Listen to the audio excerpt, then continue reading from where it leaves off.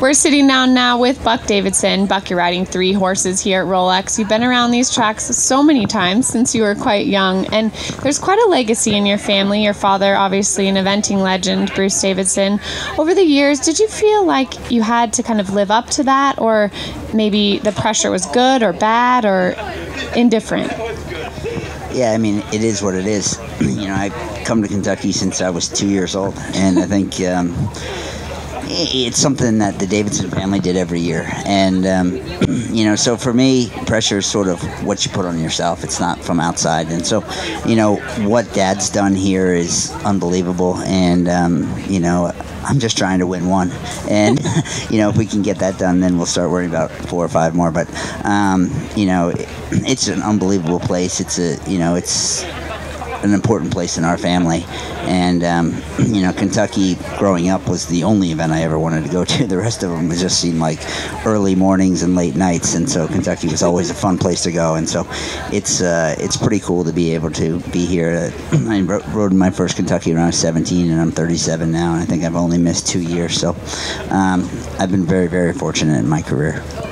Well, you're an avid sports fan, as we know, a huge golfer. You spend a lot of time golfing, and the mental game in riding is so important, but mental game throughout all sports, obviously a big focus, not maybe as much in eventing from the outside looking in, but things that you've taken from the other ends of the sports world and maybe used throughout your mental game here in the equestrian world? Yeah, I mean, the one thing about me is I'm not that smart. So the mental side of it is leave it away and don't use my brain too much. It's it is a sport, and you have to have a plan, but you really need to react. And especially at this level, the 4-star level, you need to really be proactive rather than reactive, and make sure that the horses stay confident and stay forward and stay in front of your leg, and the event has to just sort of happen for you. You sort of get mental and think about it all before you even start. But once you start, it's all about reacting and being able to feel what's going on underneath you and do the best thing at the time. And the decisions in this game are split second. Wherein when I play golf, I don't have any idea what I'm doing, but it seems to take forever. So I got a lot of time to think and mess up my swing. So out here I feel a bit more comfortable. It's a bit more natural, and sort of instinct takes over. And that's one thing that I've been blessed with, is to have sort of natural instinct, and what I've needed to get better on is the technique and stuff like that. And so I've worked hard on that. And but on Saturday certainly, and today in the dressage, the instinct does take over. And I'm fortunate to have a lot of horses, and so I go in the ring a ton of times every week. And so it just sort of happens, and I'm very lucky. Just like a lot of other athletes review film all the time of themselves, do you look at film? Do you look at videos of different rides, or maybe even look back at Rolex when you're 16 and think, oh my gosh? Yeah, when I first did Kentucky, if you watch that video, you can't believe I'm still here. I do watch a little bit of video, but I more watch people that are really good. And I'm sort of one of those people that at night goes and watches, old Kentuckys or old Babingtons or old Burleys or, Cheltenham Gold Cup or something like that. So I do watch a lot of videos, but it's not necessarily watching myself. It's more about watching the other people that are sort of, similar body types to me. But I just like to watch good riding, like I like to watch good football or good baseball or good anything is cool to watch. And I think you can learn a lot from people that are successful, and whether it's in sports or in business or whatever. For me, it's way more important to listen than it is to talk. That seems like a philosophy that new coach David O'Connor's been talking about over and over, that you have to study the game that you're in order to be successful. Have you heard him talk about that? And it seems like you agree with that.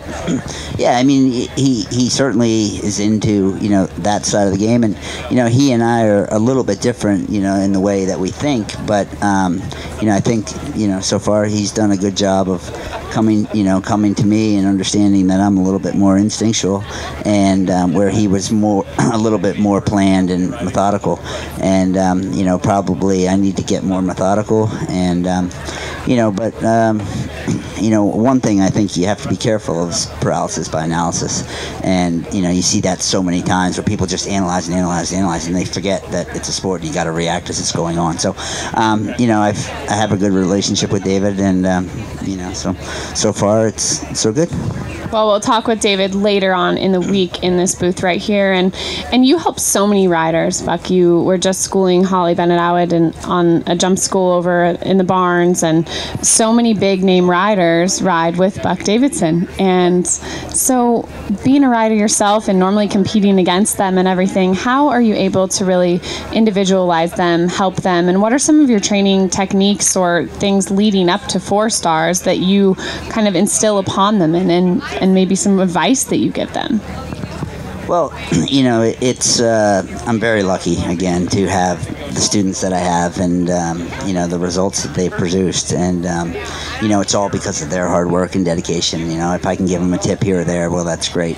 But they're sort of so self-motivated people, Holly and Allie Knowles, that are here this weekend.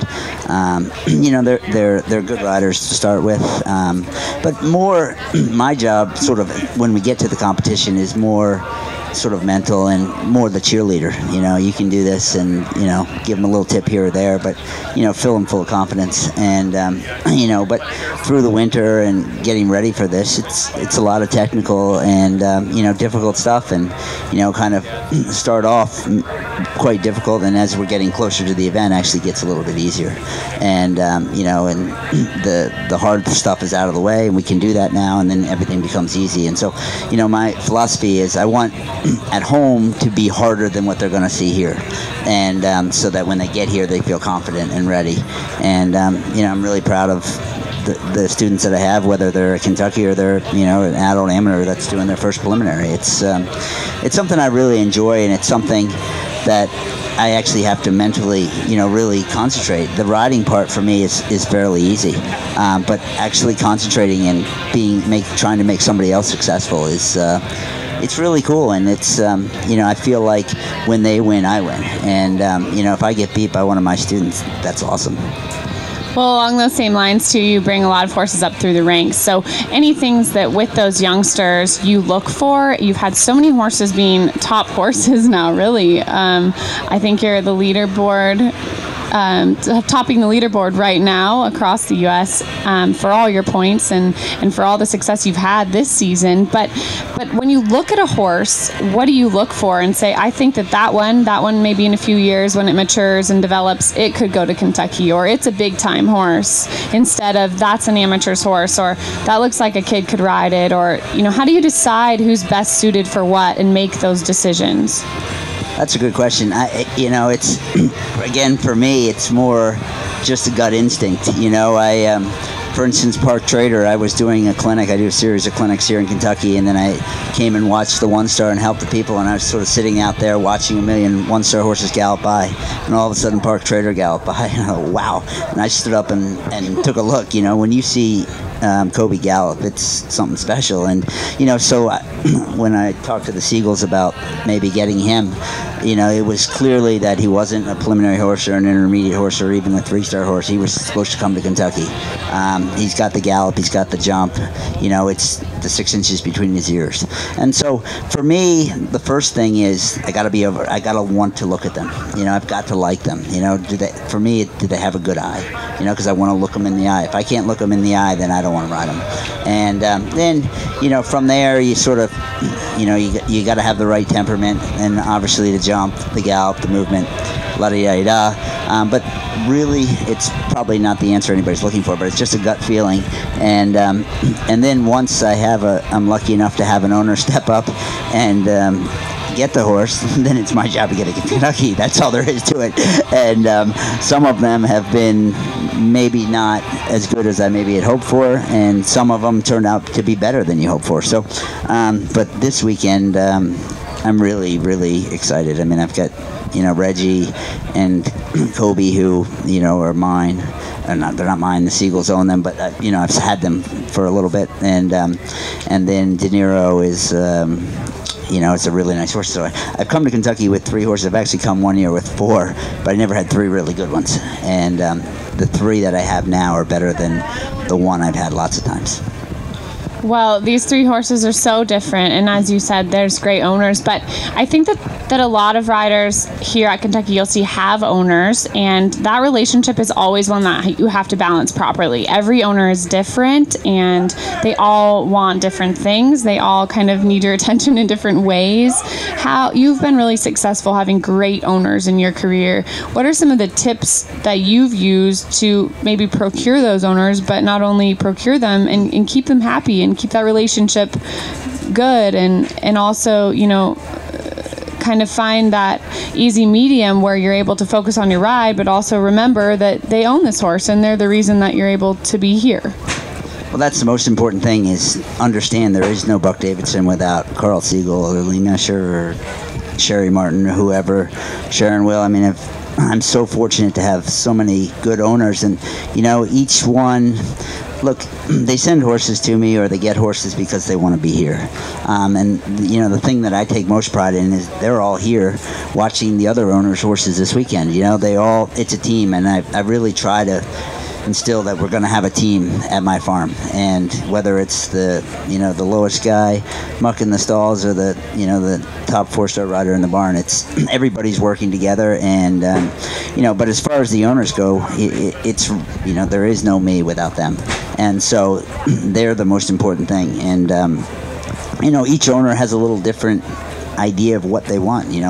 Some owners are really hands-on and they want to know what's going on. There's some owners that don't really even come, which for me, I do much better with the owners that really are into it and want to know what their horses are doing on a daily basis or at least a weekly basis, and that come to the horse shows and all that stuff. And so I think that what I do is try to communicate with them and just be straight and honest and just tell them, hey, and tell them that the horse actually isn't going that well at home.